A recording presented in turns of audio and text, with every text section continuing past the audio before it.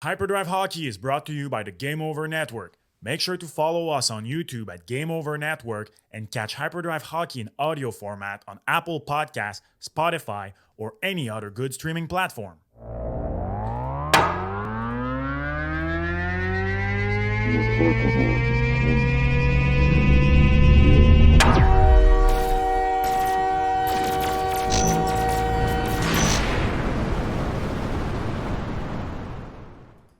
Hello, everyone, and welcome to another episode of Hyperdrive Hockey. Max Vanut here with you today, alongside, again, my splendid co-host, Daphne Malbeuf. Daph, how are you doing today for this second episode of Hyperdrive Hockey? Already feeling happy today. Already second. I mean, Max, I feel like I'm a player making an entrance in like the season debut with your welcoming. I'm very good. This is a beautiful day, and we had hockey. How exciting that is.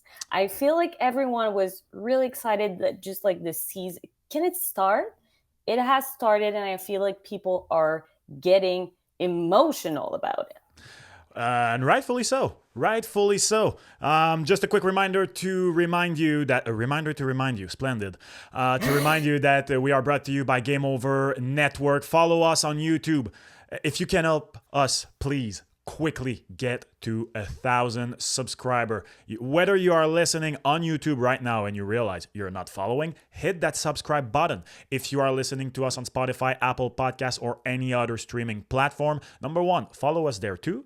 Activate the notification button that will notify you when another episode of Hyperdrive Hockey drops, and that will make us very happy. But also, please give us a follow on YouTube. It is very important for startup like ours to grow as quickly as possible on YouTube. So thank you so much. Hit that subscribe button, hit that like button if you can. And just before we move forward, Daph and I today are without our extremely talented producer, Kevin Laramie. Kevin had an emergency in his family. He cannot be with us today. So if you can send positive thoughts to our guy, Kev, that will make us very happy. I'm sure he will feel the love. I'm sure Kev will be listening. Of course, it will not be the same without our producer, but we have steady hands on the ship still, and we are very happy to be with you today. What an action-packed start to that NHL season in Canada, in USA also. And Daph, the story today, Macklin Celebrini, probably not the way he would have exactly wanted it to, but scored his first NHL goal on Thursday night. I say not the way he wanted to if you have not seen the highlight. Macklin Celebrini from the board just sent a puck in the slot, a pass in the slot, and it somehow bounced on his skate, got in the back of the net. He got credited with his first NHL goal. Hey, monkey off his back to start. Not many first overall picks scored in their first NHL game, but Macklin Celebrini did it for the San Jose Sharks. I'm just happy he got back for opening night after suffering a minor injury in the preseason. Those Sharks are going to be exciting to watch this year. I don't think they will be good, Daph, but they will be exciting to watch.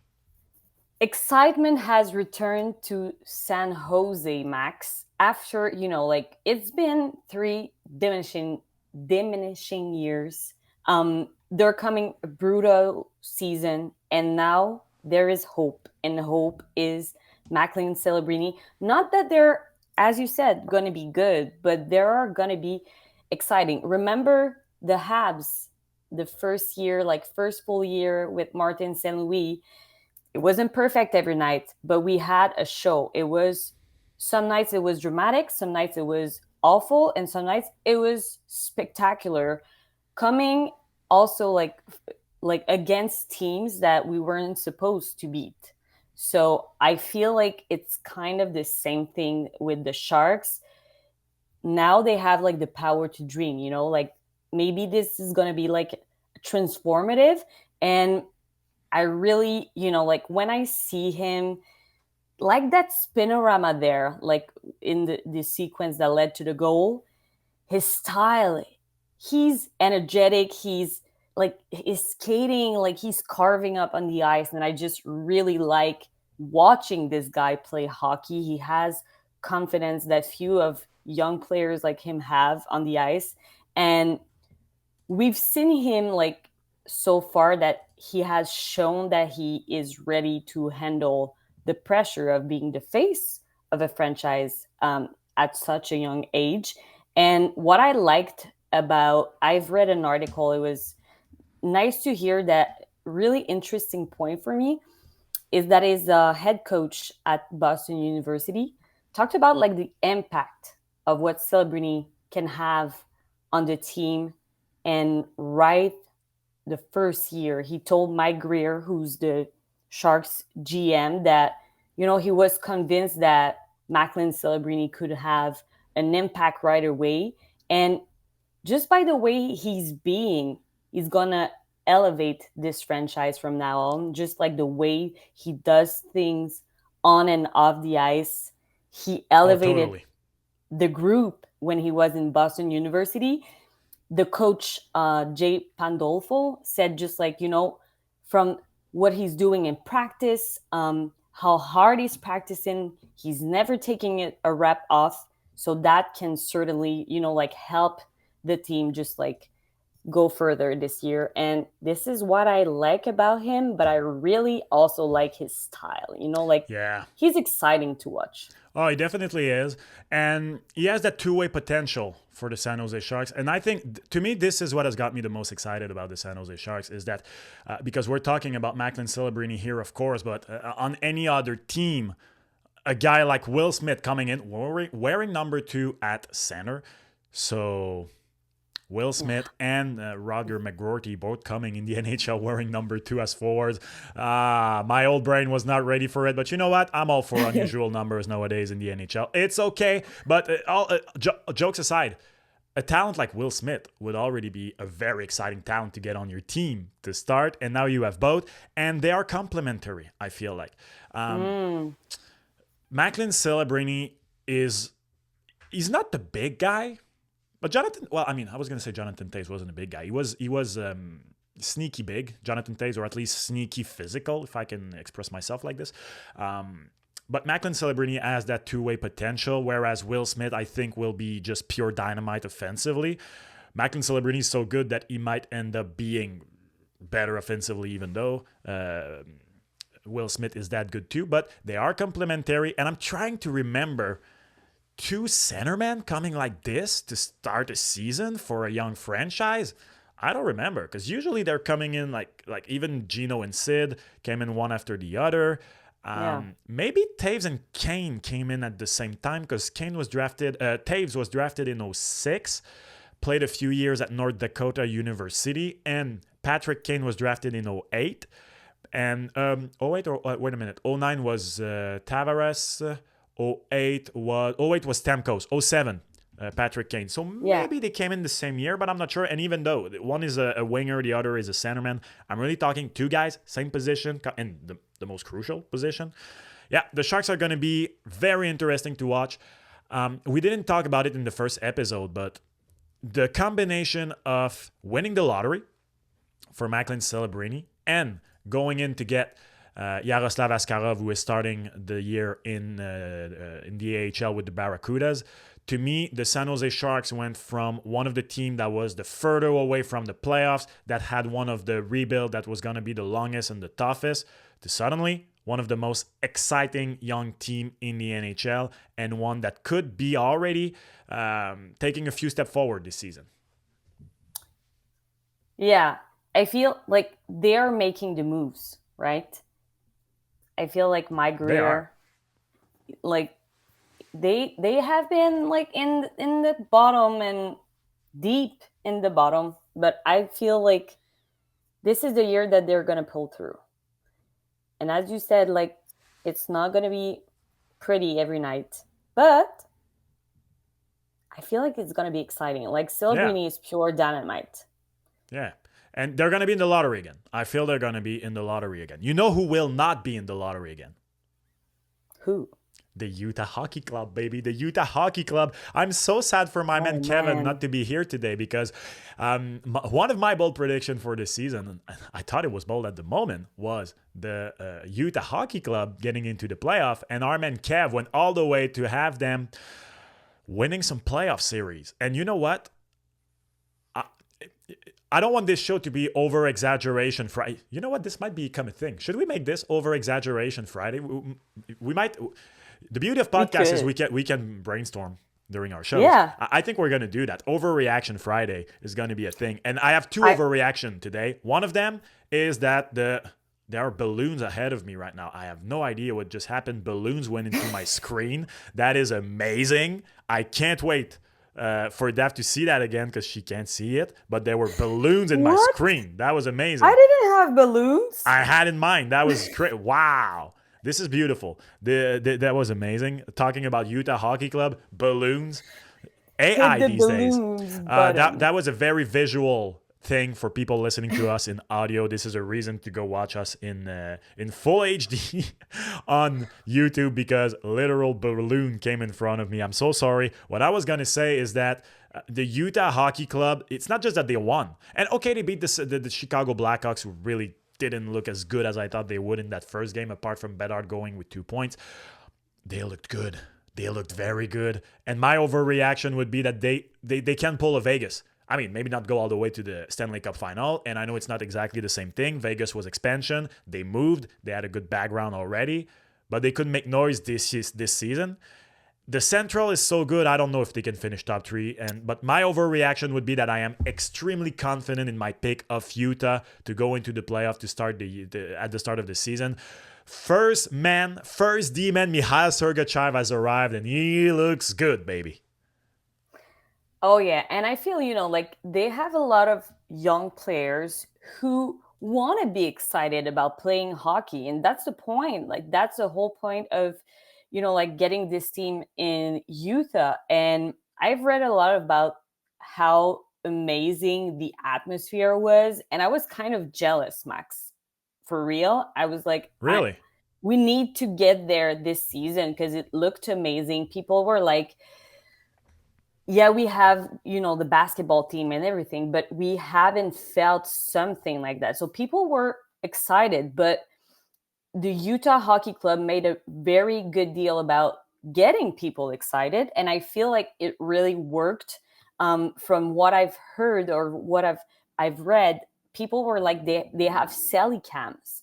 So they were pointing at people and people were just like, there's a guy who put a beer in his shoe, a full Air Jordan, drinking out like he was Danny Ricciardo winning. I was going to say, was that Ricciardo? Winning at F1. Like, wow. It was, so it looked amazing. I just read about it. I'm like, I have to be there. So I feel like this is going to be an advantage for the Utah Hockey Club.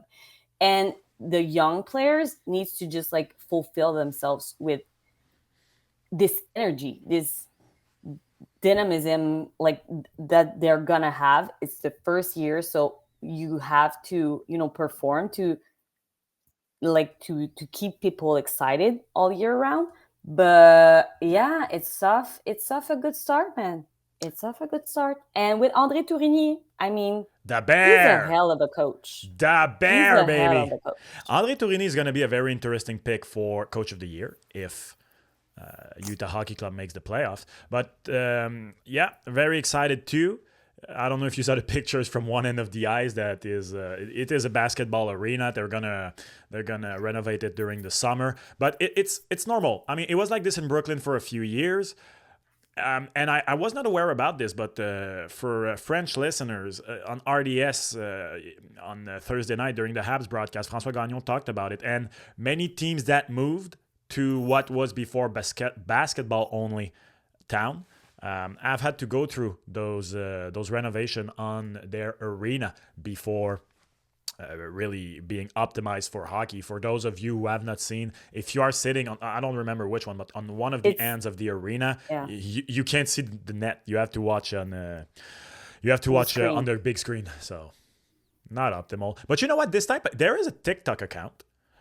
You know what the guy does? He goes to stadium in North America and finds the worst seat possible. And some of those in baseball, in football, it's crazy. But those old school baseball stadium like Wrigley Field have some. I went to Wrigley, and if you're sitting underneath the balcony, yeah. So they are old school obstruction in the view. So I mean, for 1 year, Like big teams? yeah. So there are big beams that, depending where you sit, can obstrude the view. But for 1 year only, they're gonna renovate it during the summer. I don't know if they make a deep playoff push, if it will have an incidence. Either them or the Jazz. I don't think the Jazz Yeah, are in a position to make a strong playoff push this year. But anyway, maybe not this year. welcome to the show, Utah Hockey Club. You sure have already made a name for yourself. Yep, pun intended. They have literally not made a name for themselves, but they have made a splash to start the season. Let's get back to the Great White North, Daph. Let's talk about our Canadian teams. For some of them, it has been a good start. For some of them, it has not been a good start. And you know what? We got to start talking about those Oilers. Oh, Oh, Max, what was that against the Jets on Wednesday night? We talked about how more than ever defense could be their downfall. That is my second overreaction of the day. I am done after that. This is my second overreaction of the day. That defense, Daph, is worse than I thought it was going to be. It is thin. It is not good. And I feel like last year we had gotten to a point where, yes, Connor and Leon had to carry the Oilers. They are two of the best players in the world. Connor McDavid is the best player in the world. It is normal for him to carry his team, but the burden was lighter for him, I felt, last year. We are back to this being, to me, how far can this offense take them? That is my second overreaction.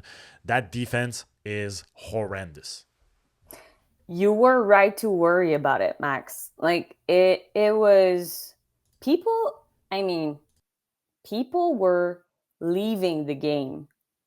People were leaving the game. And Edmonton Journal, the title was Opening Nightmare, just one game or a warning sign for the Edmonton Oilers. Is this going to be a repeat of last October for the notoriously slow starting Oilers? And that's interesting because remember last year, Max, Oh, it was 8-1 horrendous. loss to the Canucks to start the season. And, they've been repeating on how they want to, focus on here and now. But you have to make some adjustment and quickly because it's going to be a big year. And for me, like what's scary also is like there are people, like not people, teams are gonna be pointing out at the Oilers games like they are the team to beat this year. And they are well aware that, that they're gonna be eagerly awaited this season. How can they pass on from that? How can they improve? And it's hard when you're the team to beat. It's not going to be the same season as last year. Well, last year they went through hell and high water. They came back from the bottom of the league. They can do that. You know what? One of my take was that what could be one of the reason I'm not, because McDavid has almost been winning the Hart Trophy every other year so far in his career since entering. Yeah. There was like a 3-year gap between the first and the second, I think, and then a 1-year gap between the second and the third, and now could win it. One of the reason I didn't think McDavid was going to win it this year is I felt like the Oilers were going to be at the top of the division all year, and they could slow his pace down, make sure he comes into the playoff really well rested. I hope they don't have to fight suddenly because this is going to be tough. This is going to be tougher than I expected. That's why I'm saying that this is what worries me about them. It's like it's going to be a tough year. It's going to be a tough one. And you've been all the way last season, like there's tiring also. We all know that teams that are going like to the finals are just like not as good the year after, or just like there's tiring. Yeah. So, and you were talking also about like Stuart Skinner, and we know like he can rebound from a bad game, but can he be steady? That's also kind of what worries me. Because Yeah. if you don't have a good defense, You need a Then goalie. better have You better need a have a goalie. steady goalie. Yeah, and my respect to Mr. Picard, but it's not like they have Linus Ullmark and Jeremy Swayman in front of the net or something like this, or even Anthony Stolarz last year was stellar for the Panthers when they were giving Mr. Bobrovsky a night off. But you know what? We got to give credit to the Jets. We were questioning the Jets in our first episode, and this team is well coached. This team is well coached. It is not a sexy team in terms of having the biggest stars. They're not the Toronto Maple Leafs. They're not the Edmonton Oilers. They're not even the Colorado Avalanche. And what they did, 6-0 win. Connor Hellebuck looked ready for an encore. You know what would be crazy?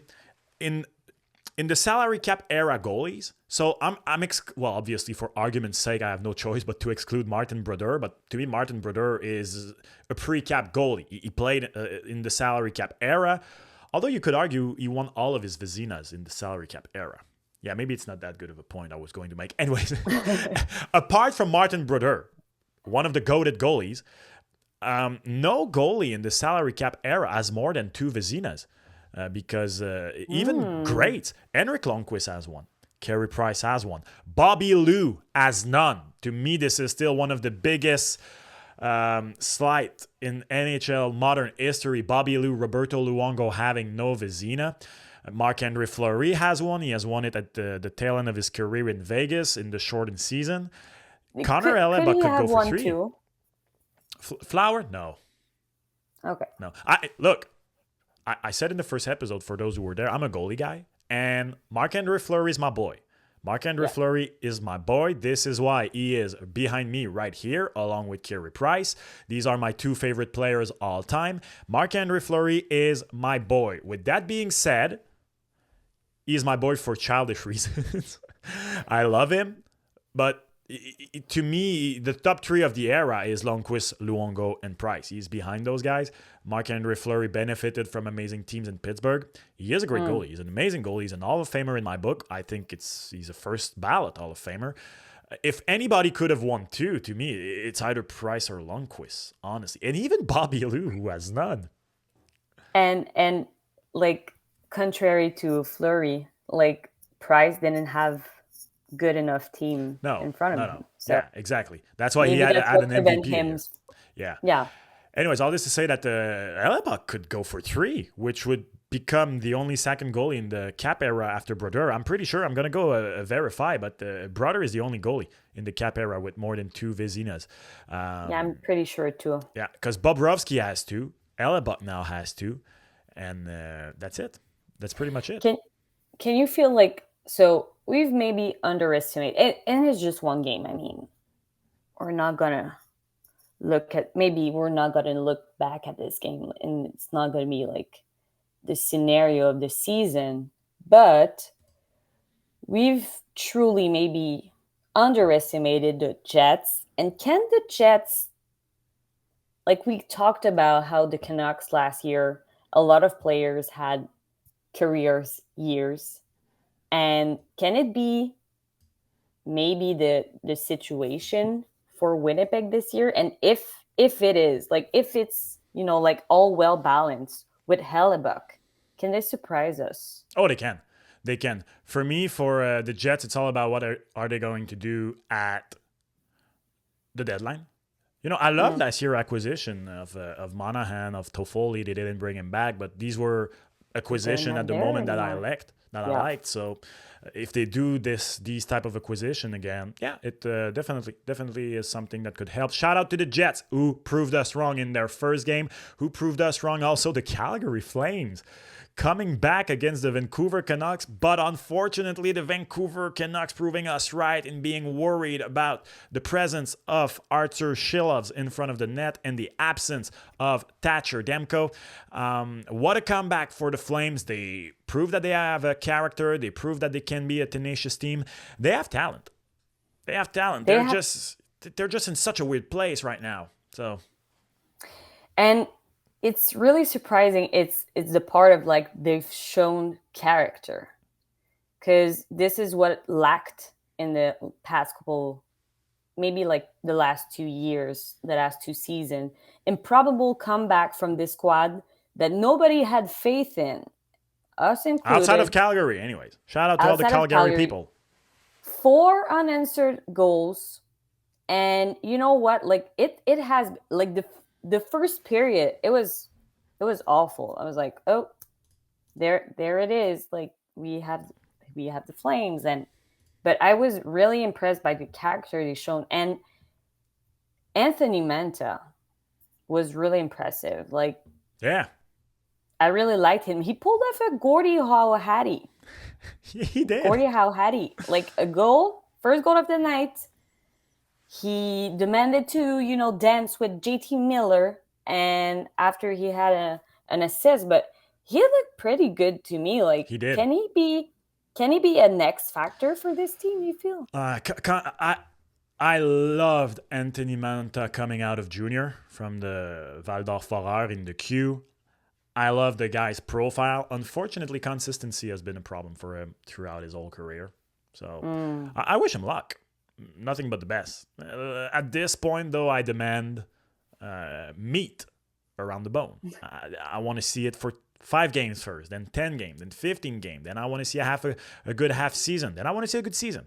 I'm hoping for it, but I'm gonna get back to you on this one. Okay. Like I'm gonna mark my calendar. Let's see after like 10 games what he can do. Anthony Manta, NHL's goal scorer after 10 games. Just watch it. That's gonna be beautiful. Imagine. Let's come all the way in the East, where the Habs and the Toronto Maple Leafs. There was a robbery in plain sight at Bell Center on Wednesday night. Samuel Montembeault came in and told the Toronto Maple Leaf, "You shall not pass, baby." A record, NHL record. They took it down to 47 save after the game. Shutout to start the season for Samuel Montembeault. For people around Canada, Samuel Montembeault came in at the start of the season and set 2 goals for himself. Number one, play 50 games, which he has never done in the NHL. He has never been in the driver's seat officially as a number one for a team. And he want to be in the conversation for the Four Nations tournament. And eventually, of course, for the Olympics. The 50 games is definitely doable. I'm not going to say easily, but it's doable for Monty. The second one is a very beautiful but difficult milestone he's setting for himself, achievement he's setting for himself. But that was one way to start this season. It was beautiful.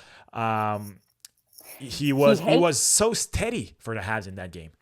Yeah. Oh, he was in his zone. And he was. I just wanted to make it a little joke. He was eating those pucks like he likes to eat his little snacks when he's not in the net. I don't know if you knew, but that is like yes. the kind of like the names that they gave him. That's snacks. The nickname. He's making grocery commercial here in Quebec. Yeah, he was Excuse me? You don't remember? Last year? Last year. There was an Where was I? Where were you? There were animated commercials. I'm not going to name the supermarket. Oh, yeah, okay. Yeah, I remember. I'm not naming the supermarket. They're not getting free publicity on HYPERDRIVE Hockey. You want to buy publicity for HYPERDRIVE Hockey, contact us, but we're not making free publicity. What I like about this guy, like you said it, he set some goals from himself, and he's not the flashy type.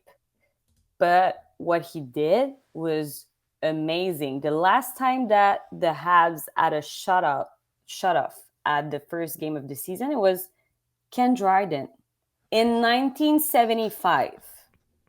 I mean, maybe people in 30 years from now, they're not going to remember Samuel Montembeault, but they're going to, like, he wrote his name, like, in the history books for the Montreal Canadiens. And I feel he's like a beauty.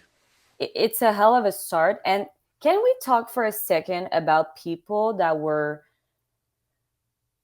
just like kind of ludicrous about Samuel not playing like the second game?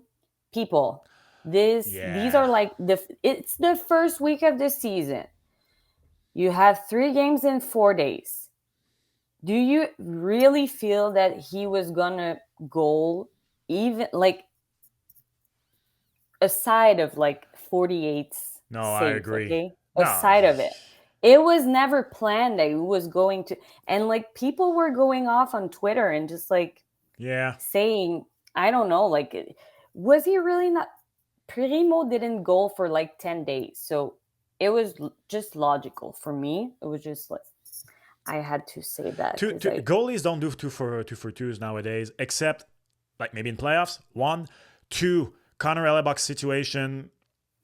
Last year, no. Last year they were having an amazing season. So 2 years ago, when he was like stellar, I think he played like 95% of the game for the last 30 games of the season for the Jets or something like this because they were climbing the standings.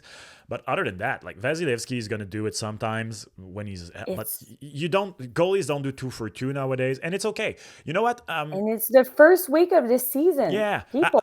I am one who misses goalies playing 65, 70 games a year, but we're not there anymore. And it's okay. I'm not going to be the old man yelling at clouds. Yeah, exactly. No, it's okay. You're playing the same. And you know what? With all due respect to the Ottawa Senators, who we are talking about in a second, that I put in the playoffs, which game is more attainable? Boston on a back-to-back or Ottawa on Saturday? Yeah, I prefer Ottawa. Yeah, exactly. I really prefer Ottawa. But we have a chance against the Bruins, but we have a chance there. And Ottawa is going to be like a big rivalry, I feel. Yeah. Throughout the year. So you want to have your first goalie just like fully ready. And I mean, aside of that, just like plus that, he made 48 saves. Like it was never going to be Give the man a rest. Give the man a rest and some snacks, please. Give my man Monty a rest. We talked about the Habs not looking ready. Did you think that on the first game they looked ready? Were they ready for this game and they didn't look pretty ready for the Bruins games? Yeah, you know what? This is because it was a very, to me, getting 2 points out of 4 in that 2-game span to start the season is already a win for the Montreal Canadiens. You are playing two teams that are way better than you, both Toronto and Boston. Yep, that was, I said it at the start of when we started talking about the Habs. Samuel Montembeault stole that game. He stole that game, plain and simple. There is no denying it. Evolving Hockey had Sammy Montembeault at 4.96 goals save above expected. So for those of you who are familiar with soccer terms, the Maple Leafs should have scored 5 goals in that game. They came in with a big donut. That is all Monty. A bit of the post, but the rest of it, all Monty. And anyways, as a goalie, I am someone who says that posts are... If you hit the post, well, first of all, that's not even a shot on goal. And 2, that's because the goalie was covering the angles. Anyways, all this to say, to answer your question, Daph, I'm waiting a bit because the second game is a 2 for 2 against the Boston Bruins, who were crushed by the Florida Panthers and even with the terrible second period, they were in it. If Caden Primo didn't give that softie in, they were in it. So I'm gonna give myself 5 games for the Montreal Canadiens to see, because that was a really tough start. Yeah, there was context there. I mean, exactly. I was looking at the game between the Bruins and the Panthers. I'm like, oh, the Bruins are gonna be all out for the game against the Habs. We all knew it was. Yeah, because you don't want to look. And this is what I like about, like the winning culture. Is like, okay, we've lost a bad one, but we're not gonna lose another one. Yeah. And here is gonna and they were there, but they've just answered the right way. Like the first 2 goals, they've just like been in it, and just like it was so quick. They're just like came back in this game. And I feel like the defense just like crushed it a little bit at some point in the game. And it was just like kind of messy. We need to work on that. Yeah. And you know what? When you think about it, it was a terrible second period. You said it. You watched the game against Florida, and you thought to yourself, oh, the Bruins are going to come out swinging with Jeremy Swayman. And the Habs were in it in the first period. 3-2 after a first period. A solid, hard-fought first period. They were destroyed in the second. And then with the big lead, the 3-goal leads, the Bruins, I don't know, maybe fell asleep at the wheels, but the Habs had an opportunity. They grabbed it. And then, as I said, their young second goalie gave in 2 softies. So they had a terrible period. You know what I love, though, was Martin St. Louis after the game. This, to me, is the first sign that, yep, he plans on being tougher. He plans on the team being somewhere else this year. This whole being in the mix thing might not just be a buzzword, because Martin St. Louis has been a player's coach all along since he has arrived in the league. He has protected his players in post-game pressers. He has been, he has a reputation now for his big metaphors and stuff. He was really direct after the game. We had too many players who weren't good enough tonight. Bang. He benched some players at the end of the game. He didn't hesitate to have young Lennartson as his second most used defenseman. Why? You have a 3-goal deficit. All right, who are the defensemen that will help us the most get points? Mike Madison and Lane Hudson. So he brought them in. He was tough but fair after the end of the game in his assessment. So that I liked. That I really liked from the head coach after the game. And we've talked about like this year how St. Louis had a lot of more pressure of performing, and you're right. He's just shown that he's willing to get there, and just like switching his lines also. Yeah. Just like he didn't hesitate. Like when it Beautiful. started falling apart, it was like, okay, let's go, switching the lines. No, I really liked how he coached. It's just like when I talked about the abs on the previous episode, I was like, I'm looking to not see the same mistakes that we've been making in the last few years. We have to improve on that. We have to not like setting goals and just like getting a goal back, and just like we need to go ahead and just like push forward. And for me, just like this is where we need to improve. We don't get to fall apart. We're not able to do that this year. Agreed. Get yourself together and just like move forward. And these are the lessons for the last few years. Make sure that you've learned the lesson and show me that you've learned it. I agree. And yesterday was not about it. And on Toronto's side, I was glad to see that there was no panic after the game. You could tell because of where they are in their cycle. There was a question during preseason to Greg Berube. Is it time to hit panic button? And so sometimes Austin Matthews and the guys, the stars of the Leafs, are going to be criticized more for post-game pressers and stuff like that. But they played amazing in that first game. They were robbed by a goalie who was on his A game, his A++ game. And they came back on Thursday night and completely crushed the New Jersey Devils, a very good team. And see, this is the mark of a very good team. The Montreal Canadiens last year were the teams that had the worst average of points per game on second games in the second night. I think they had 2 points in 13 games. They were horrible. And what did the Toronto Maple Leafs do on the second game in the second night? They came and beat on the road again, a very, very good team. They bounced back. I have absolutely no worries about the Leafs to start this season. They are where I thought they were going to be. Obviously, Joseph Woll ain't there to start this season, so they send in, I don't know if it's technically their third or fourth goalies with Matt Murray still around, but mostly being injured. But anyways, so the Leafs to start the season, contrary to the Oilers, that first loss to me was all good. And then especially the way they bounced back the game after against the Devils.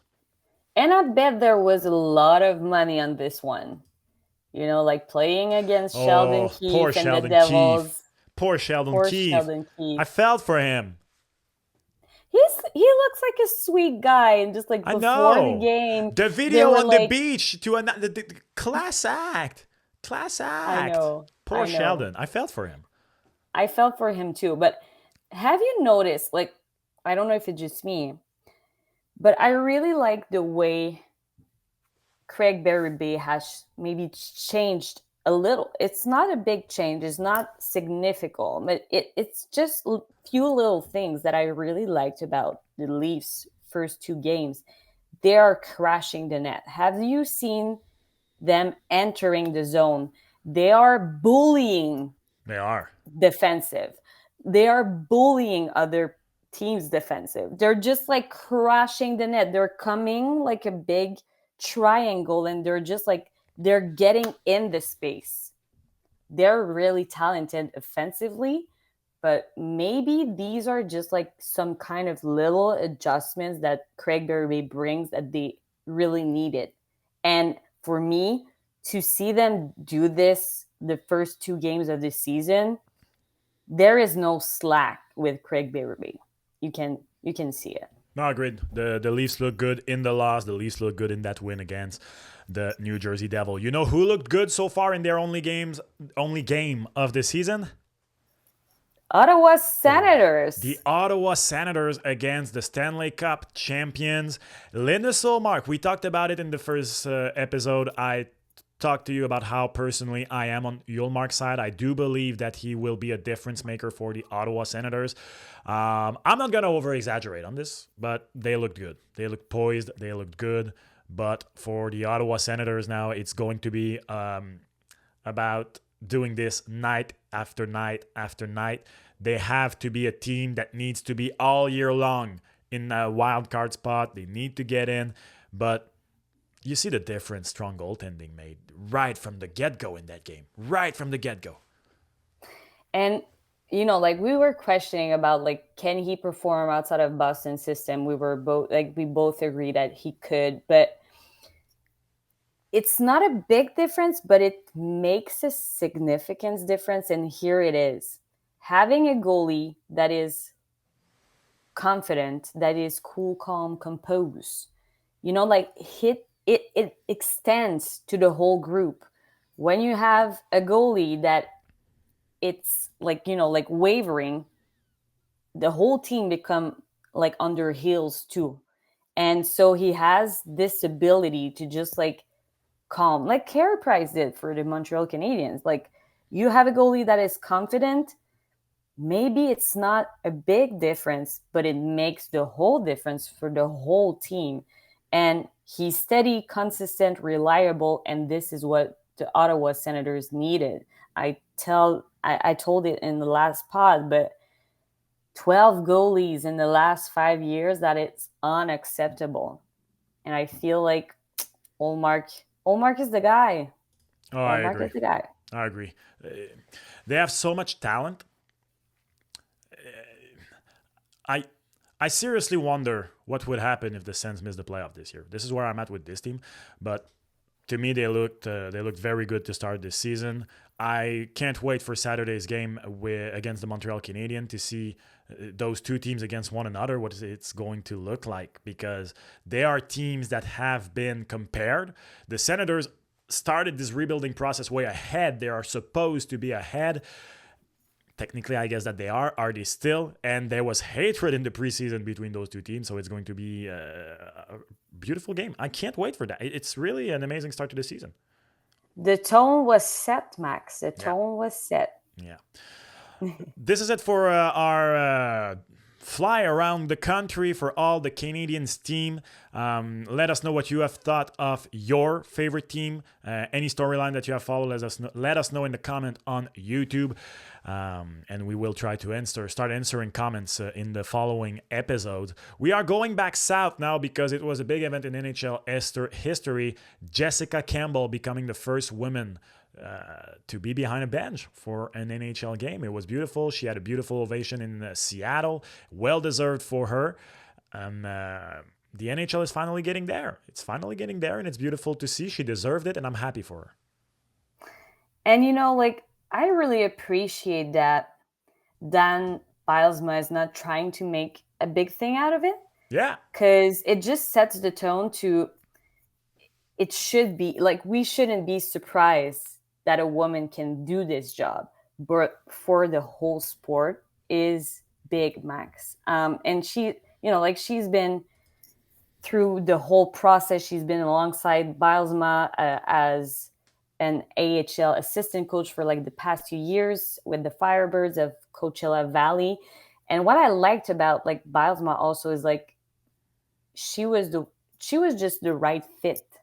So it's not because she's a woman that we took her. It's not because we want to, you know, like have the diversity and just like having the attention around our team for that. He does not want the attention from that. And I really liked how she was, because when they nominated her, they were highlighting, her commitment to like the players' development. And I feel she can make a big difference. And you just see like how she was talking to the boys and like how they were just like really listening to her. And it was, for me, it was a really emotional moment. But I was just like so proud to see that she was just like another Yeah, coach. Like she was doing her job. Yes, there was like a lot of spotlight on her, and I love that. Like we need to advertise that. I really love it. But I just really liked how she looked, and how confident she looked doing it. And yeah, it's big history mark. it It's a is. big history mark. It is. And the players are there too now. Like younger generation has absolutely no problem with that. So I'm really happy to And see it. And it's crazy. She's younger than me. She's younger oh than yeah, me. she's young. She was born in 92. She could be Yeah, she's she actually 32. could be an NHLer right now. But to anybody who would argue that this is too young, she hasn't proven, look at some of the greatest NFL coaches right now. The NFL has been really the most advanced league about this, starting hiring young, offensive-minded coaches. Obviously, it started with the success of Sean McVay, but also Kyle Shanahan. Some would argue right now that most of them, apart from McVay, have not been able to have success in the postseason. Okay, maybe, but still, they are some of the most exciting coaches in the NFL right now. And so I don't think this is a problem anymore, hiring young coaches. And And she's I an mean, assistant coach. She's not even the head coach. The head coach. she's proved herself. I Exactly. mean, to people who say that, like, have you read her pedigree? Like, she's she's there. She's been tested all over, and just like, and they could have only, like, relegated her in a background role, but she was just the right fit. Yeah, completely agreed. Congrats to Jessica Campbell, first woman behind a bench in NFL. All right, I've watched Thursday night football yesterday between the Seahawks and the Niners. First woman behind a bench in NHL history. Hopefully, the first of many more to come. Before we let you go this week, we promised it to you, and we have it. The Hyperdrive Hockey email address where you can slide in our DM every Friday. So it's a very so simple. We wanted it to keep it simple so it's easy to remember for you. It's hyperdrivehockey@gmail.com. Really that simple. So hyperdrivehockey Brava. at gmail.com. And you just, in one word, no point, no dot, no underscore, nothing, no 77-334-2339, hyperdrivehockey@gmail.com. You send us an email. It can be a question, it can be a take, it can be anything. And please, in those emails, tell us where you're from. We want to know where you are from, where you're listening from, and we Yeah. will gladly answer questions, react to takes, whatever it is. And probably down the road, you will be able to send voice question and video questions. But I'm going to wait for Kevin to be back to make sure that I'm not saying anything stupid here. But I'm pretty damn sure it's We're gonna have a 2024. voicemail. It's Like, 2024. We can do that. I guarantee we can do that. I guarantee we can do that. The first one is coming here from Martin from Montreal. Hello, Martin. And he is asking, hello, Daph and Max. Happy to see you together again. Thank you, Martin. From Montreal, obviously, knowing we have worked together before. What do you think of the start of the season of the Buffalo Sabres? Is it finally time for them to explode that core? Oh, I am so disappointed for the Sabres. Wow. This is the team with the longest active postseason drought in the NHL. It's not beautiful. Every year we think it's finally their year where they're getting back to the playoffs. And it's starting with a big 3 loss. It's not looking good for the Sabres. Are we to the point where it's now the structure of the organization? Back when Jack Eichel was there, even back when Ryan O'Reilly was there, we were hearing talks about how losing so much had gotten into them and they were a bunch of losers. And then you send Ryan O'Reilly to St. Louis. He not only wins the Stanley Cup his first year there, he's the Conn Smythe winner. You send Jack Eichel to Vegas. He wins the Stanley Cup there. I don't know what's in the water in Buffalo, but I did not want to overreact on the Sabres today, but I'm very worried for that team. Yeah, we've been waiting for their leap here, and a little bit like the same scenario of like the Ottawa Senators. Like where are we are going to see this team? And it started with the Devils in Europe, now the Kings. And To be fair, just those look are at the two good teams. calendar. Tomorrow the Panthers. So good luck there. But there's the Penguins, the Blue Jackets, and the Blackhawks. So hopefully they can get back on track. Hopefully. And But yeah, it doesn't look good. And as you said, like we don't know what's the matter there. Like the puzzle, we've been trying it's things in the water. around. I'm telling you, it's in the water. It has to be. It has to be. And we're lucky enough. We only posted it on X yesterday, but we had a second email today. And I remind you, hyperdrivehockey@gmail.com. We will read your emails, comments, question, hot take in our DMs on every Friday's episode. Let me remind you that Hyperdrive Hockey is coming to you every Tuesday and every Friday on the Game Over Network. Follow us on YouTube, Game Over Network. Catch Hyperdrive Hockey on your favorite streaming platform, and be sure to listen to the post-game show of your local market, whether you're in Montreal, Toronto, Ottawa, Winnipeg, Edmonton, Calgary, or Vancouver. Every Canadian market has a post-game show on YouTube after every game of their favorite teams. It's at Game Over and the name of your city. It really is that simple. So this one is coming from Trevor from Winnipeg. Hello, Max and Daph. You guys totally underestimated the Winnipeg Jets. They are going to prove you wrong this year. They are again going to compete for the top of the Central Division.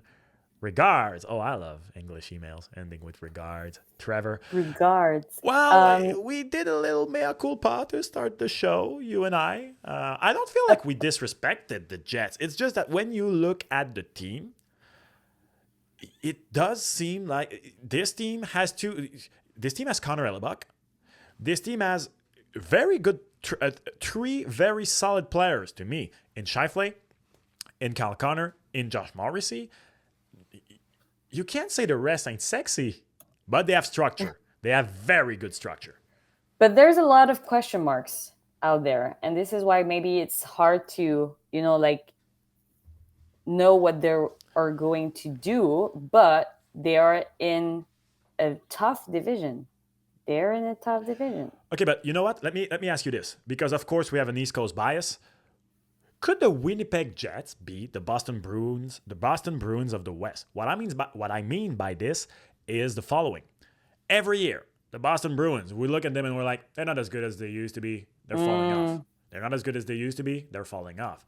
They're not as good as they used to be. They're falling off. They're never freaking falling off. Never. And we just talked about the Buffalo Sabres. The Bruins, what do they have? Structural, organizational structure.